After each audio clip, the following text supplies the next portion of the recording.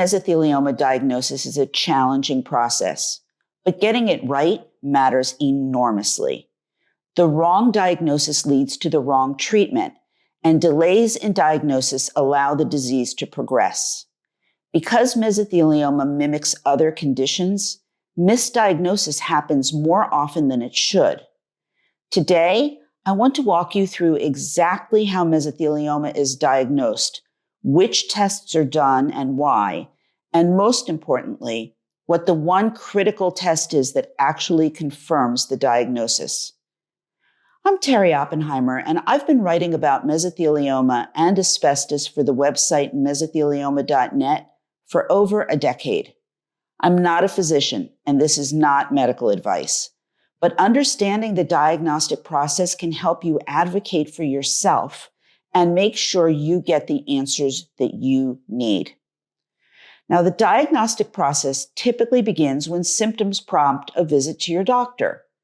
For pleural mesothelioma, those symptoms are usually shortness of breath, a persistent cough, or chest pain. For peritoneal mesothelioma, they're abdominal swelling, pain, or digestive changes. Your doctor will take a history, perform a physical exam, and order some initial tests, including imaging studies. The first imaging study for suspected pleural disease is usually a chest X-ray or an abdominal ultrasound for suspected peritoneal disease. These basic studies can show abnormalities like fluid accumulation, thickening of either the pleura or the peritoneum, or masses. Any of these things can suggest that something serious is happening, but they're just that, a suggestion. They can't diagnose mesothelioma, so the next step is almost always a CT scan. CT stands for computed tomography, and this type of scan is far more detailed than an X-ray. It can show the extent of any disease that's present much more clearly. A CT scan can reveal pleural thickening and whether the thickening is nodular or smooth. It can show fluid in the pleural or peritoneal space, masses and their locations, whether nearby lymph nodes are affected, and whether the disease has spread to other organs. So CT scans are essential for staging, which means determining how far the disease has spread. It's also important for treatment planning, but a CT scan still can't diagnose mesothelioma definitively. It can show findings that are highly suspicious for mesothelioma, but there are other conditions that look similar on imaging, including other cancers, infections, and inflammatory conditions. Sometimes PET scans are also ordered. PET, or PET, stands for positron emission tomography. These can be more accurate because cancer cells are metabolically active. They take up more glucose than normal cells, and PET scans use a radioactive glucose tracer to identify these areas of high metabolic activity.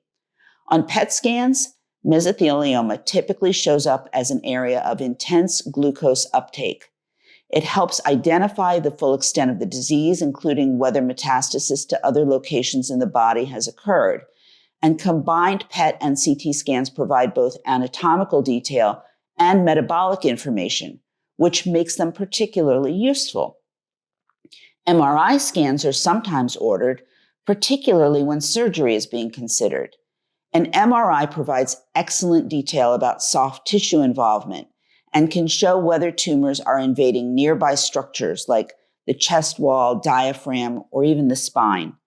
This information is critical for surgical planning.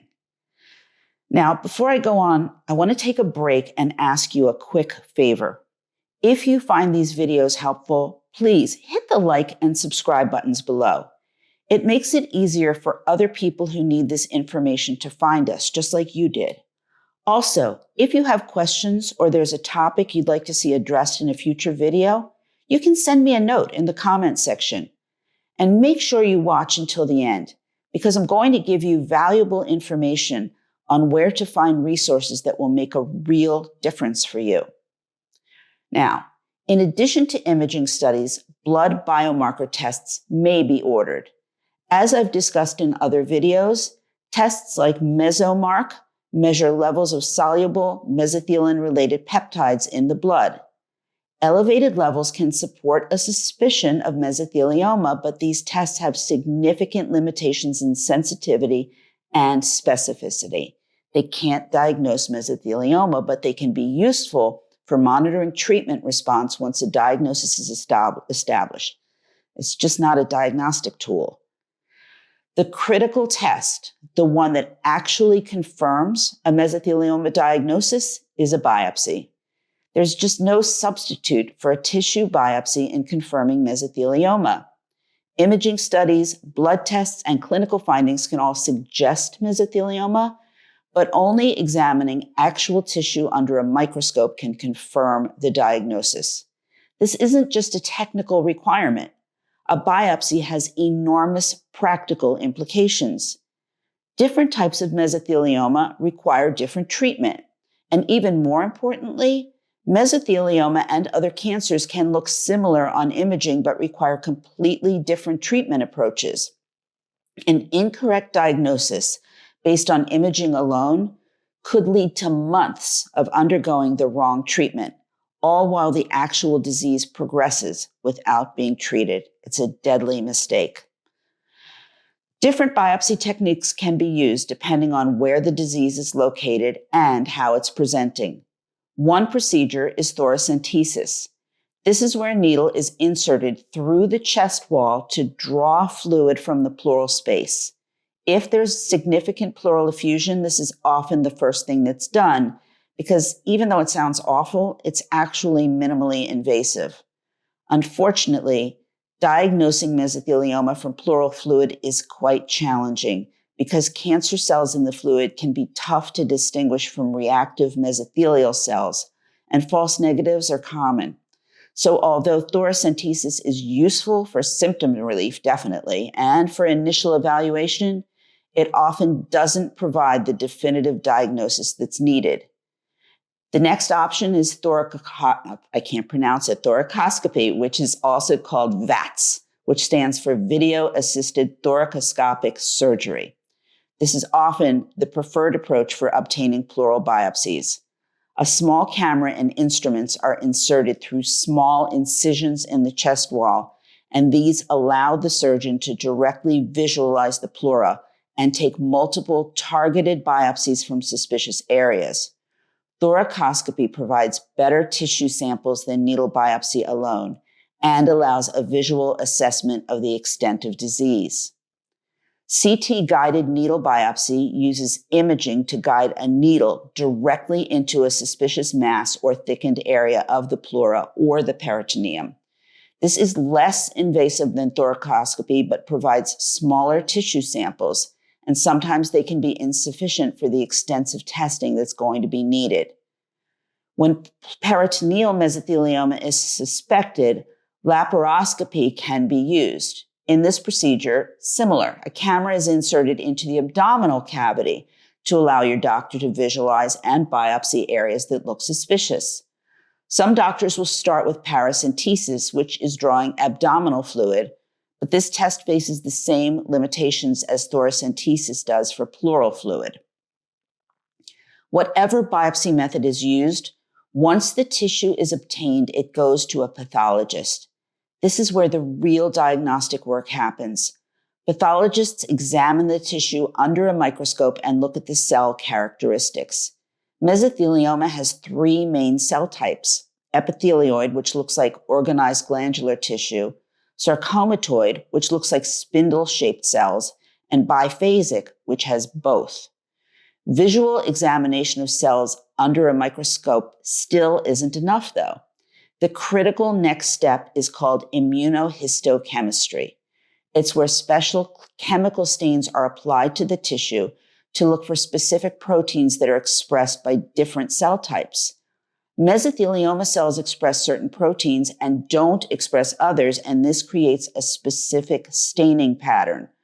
A proper mesothelioma diagnosis requires a panel of positive markers, which means proteins that mesothelioma cells express, as well as negative markers, which are proteins that other cancers express but mesothelioma cells don't. The specific testing panel used may vary by institution, but the principle remains the same. The pattern of positive and negative staining identifies the tissue as mesothelioma or not mesothelioma. This is a highly technical evaluation, and it's one of the reasons why getting pathology reviewed at a specialized mesothelioma center is so important. Mesothelioma pathology is genuinely difficult. It can mimic other cancers. It particularly resembles an adenocarcinoma that has spread to the pleura. So getting the diagnosis right, it requires pathologists who see mesothelioma regularly and who are experienced with the full panel of necessary stains. Asking for a second opinion on pathology results is not unusual. Whether mesothelioma has been diagnosed by the pathologist or ruled out, it won't insult them if you ask to have the tissue slides reviewed at another center by experienced pathologists. Doing so can be life-saving, so it's definitely worth the effort. Genetic testing has increasingly become part of the diagnostic workup. Testing for BAP1 mutations and other genetic changes can provide important prognostic information and help guide your doctor's treatment decisions. This testing requires adequate tissue, which is another reason why getting sufficient biopsy material is so important. If initial biopsies are inconclusive, and it happens, don't give up. Repeat biopsy is often necessary to get adequate tissue for complete pathologic evaluation. Multiple biopsies from different areas may be needed. So going back to the question of how mesothelioma is diagnosed, it starts with imaging, X-rays, CT scans, and sometimes PET or MRI. Blood biomarker tests can support a suspicion of mesothelioma, but it can't confirm a diagnosis. The critical test that actually confirms mesothelioma is having a tissue biopsy and then having the tissue evaluated by pathologists using immunohistochemistry staining panels that identify the characteristic protein expression pattern specific to mesothelioma cells. Get your pathology reviewed at a specialized center, and remember that second opinions matter. Visit mesothelioma.net for more information about diagnosis and where to find specialized centers, or call 1-800-692-8608 or use the live chat feature to speak directly to one of our patient advocates. As for me, remember you can post your questions below, and I'll see you next time.